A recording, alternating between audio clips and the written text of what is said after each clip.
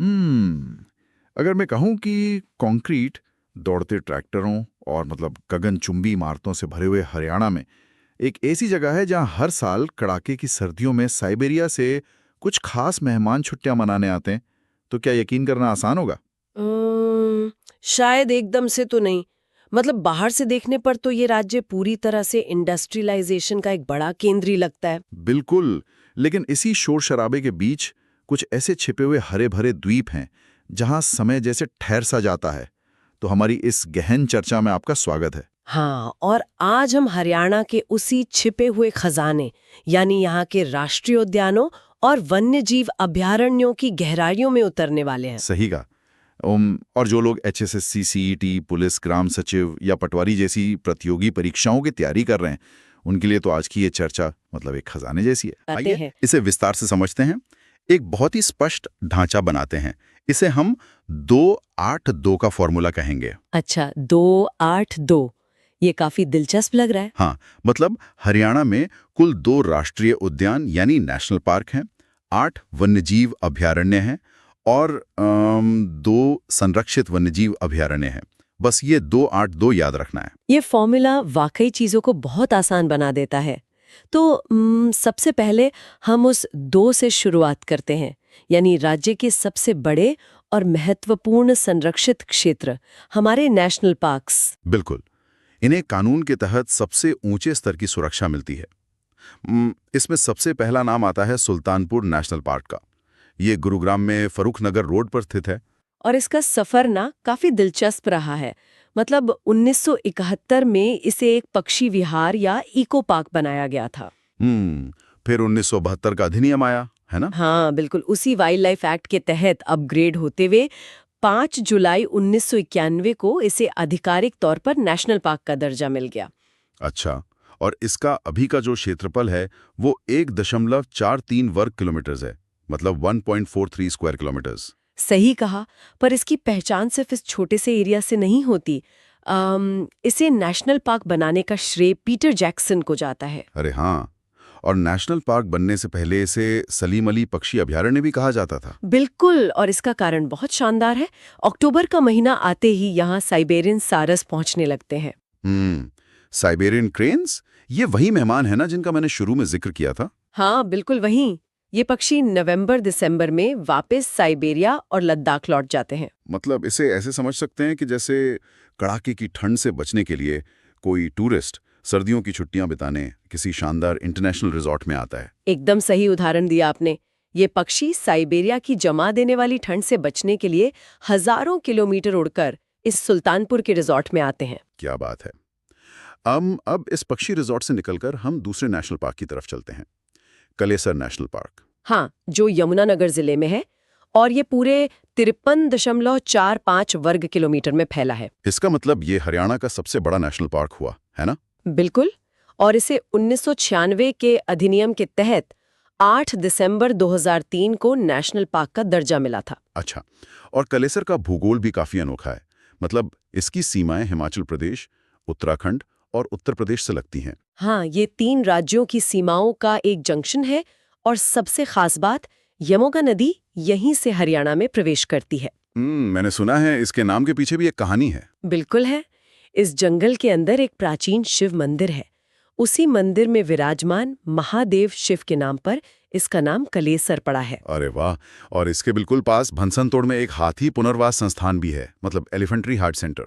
सही कहा। और अगर हम यहाँ के वन्य जीवों की बात करें तो यहाँ लाल गर्दन वाले जंगली मुर्गे, मॉनिटर छिपकली और भौंकने वाले हिरण पाए जाते हैं।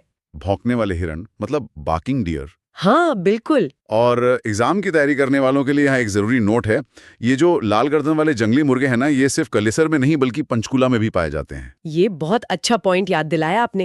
एग्जाम्स में ऐसे ही ट्रिकी सवाल आते हैं। तो हमारे 2-8-2 फॉर्मूले का पहला हिस्सा पूरा हुआ, 2 नेशनल पार्क्स। अब आगे बढ़ते हैं उन 8 वन्यजीव अभयारण्यों पर। 8 जगहों को याद रखना थोड़ा मुश्किल लग सकता है, इसीलिए सबसे बड़े और सबसे छोटे अभयारण्य की तुलना करके दिमाग में एक मैप बनाना चाहिए। तो चलिए राज्य के सबसे बड़े वन्यजीव अभयारण्य से शुरू करते हैं। ये है अबू शहर। जो सिरसा जिले में है ना? बिल्कुल। और इसकी स्थापना 30 जनवरी 1987 को हुई थी। और इसका एरिया बहुत विशाल है, करीब 11,530.56 हेक्टेयर। हाँ, ये मुख्य रूप से काले तीतर के लिए बहुत प्रसिद्ध है। काले तीतर मतलब ब्लैक फ्रैंकोलिन। सही कहा। अब इसके बिल्कुल उल्टे छोर पर चलते हैं। सबसे छोटा अभ्यारण्य छिलछिला। ये कुरुक्षेत्र जिले में है। इसे 28 नवंबर 1986 को घोषित किया गया था। और इसका क्षेत्रफल मात्र 28.92 हेक्टेयर है। पर यहाँ बात और भी दिलचस्प हो जाती है। वो कैसे? मतलब एक तरफ सिरसा का अबू शहर है जो 11,000 हेक्टेयर से भी बड़ा है, और दूसरी तरफ कुरुक्षेत्र का ये छिलछिला जो सिर्फ 28 हेक्टेयर का है। तो इतने छोटे से क्षेत्र को अलग से अभयारण्य बनाने की क्या जरूरत थी? ये सवाल बहुत लोग पूछते हैं। देखिए, पर्यावरण में आकार ही सब कुछ नहीं होता। अच्छा, तो फिर क्या बात है? ये जो छोटे अभयारण्य होते हैं ना, ये किसी विशेष प्रजाति या माइक्रो क्लाइमेट को बचाने के लिए सुरक्षित द्वीप की तरह काम करते हैं। मतलब सेफ हेवन। बिल्कुल। बड़े जंगलों में प्रतिस्पर्धा बहुत ज्यादा होती है, लेकिन ये छोटे क्षेत्र कमजोर प्रजातियों को आराम से पनपने का मौका देते हैं। ये तो बहुत लॉजिकल बात है।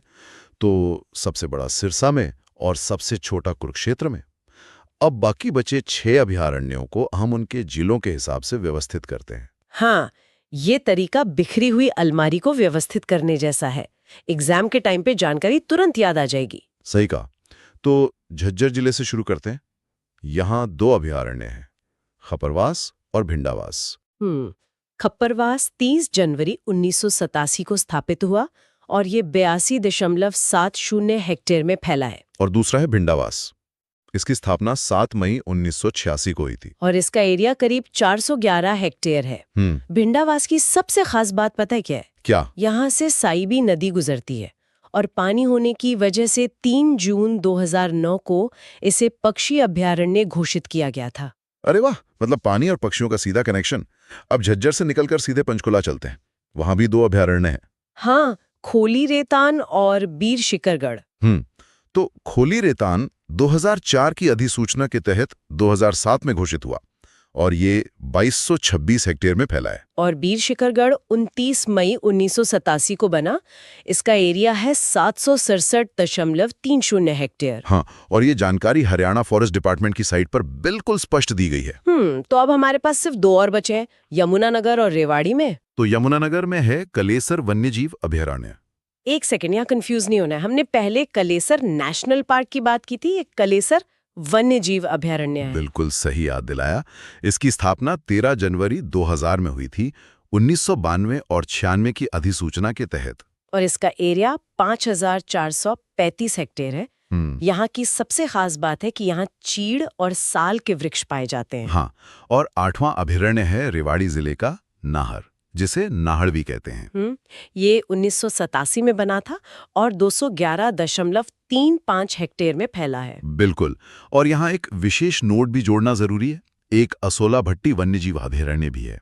हाँ, ये फरीदाबाद और गुरुग्राम के उत्तरी भाग और दिल्ली की सीमा पर है। और इसके बिल्कुल नजदीक बड़खल झील स्थित है। तो इस तरह हमारे 8 वन्यजीव अभयारण्य पूरे हो गए। मतलब 2-8-2 फॉर्मूले का 8 भी पूरा। हाँ। अब आगे के 2 बचे हैं। हाँ, जो हैं संरक्षित वन्यजीव अभयारण्य यानी कंजर्वेशन रिजर्व। अगर हम इसे व्यापक परिप्रेक्ष्य से जोड़कर देखें तो ये वो इलाके हैं जहां संरक्षण के साथ-साथ समुदाय और संस्कृति भी जुड़े हैं। बिल्कुल। इसमें पहला है सरस्वती वन्यजीव अभयारण्य, जो कैथल जिले में है।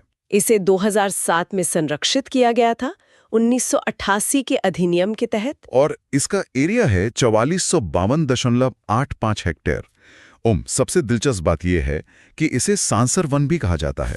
सांसर वन, ये नाम तो काफी सांस्कृतिक लगता है। हाँ, और दूसरा है बीरबारा वन्यजीव अभयारण्य, जो जींद जिले में स्थित है। ये भी 2007 में ही स्थापित हुआ था। इसका एरिया 419 हेक्टेयर है। और इसके बारे में एक विशेष नोट है, 2017 में इसे गोल्डन जुबली बायोस्फीयर कम्युनिटी आरक्षित के रूप में लिया गया। मतलब ये सिर्फ जानवरों का नहीं, बल्कि वनस्पति और परंपरागत संस्कृति का संरक्षित क्षेत्र है। यहाँ इंसान और प्रकृति सदियों से साथ रह रहे हैं। क्या बात है। तो इस सब का क्या अर्थ है?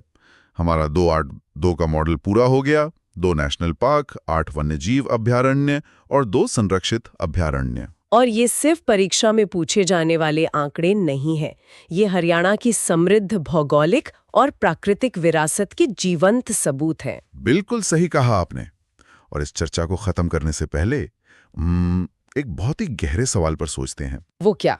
हमने देखा कि साइबेरियन सारस सुल्तानपुर तक पहुंचने के लिए हजारों मील का सफर तय करते हैं। हाँ, साइबेरिया से गुरुग्राम तक। अब सोचने वाली बात यह है कि अगर साइबेरिया या लद्दाख में कोई जलवायु परिवर्तन यानी क्लाइमेट चेंज होता है, तो उसका सीधा असर हरियाणा के इस छोटे से इको पार्क और वहां के पर्यटन पर कैसे पड़ सकता है?